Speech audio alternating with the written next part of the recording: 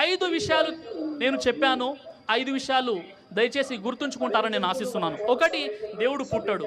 2, మరణించడు. 3, కనిపించడు. 4, ఆ దైవాన్ని పోలిన రూపం లేదు. 5, ఆ దేవుడు మానవతారం ధరించి ఈ లోకానికి రాడు.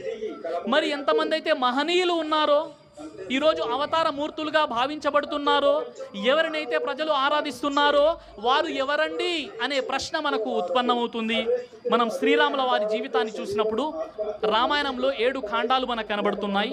అందులో యుద్ధకాండం 110వ అధ్యాయం 111వ శ్లోకాన్ని మనం పరిశీలిస్తే శ్రీరాముల వారు ఏమంటున్నారంటే, ఆత్మానా మానుషం మన్యే రామం దశరథాత్మజం. నేను సామాన్య మానవుణ్ణి, నా పేరు రాముడు, నేను దశరథ కుమారుణ్ణి అని శ్రీరాముల వారు తెలియజేస్తున్నారు.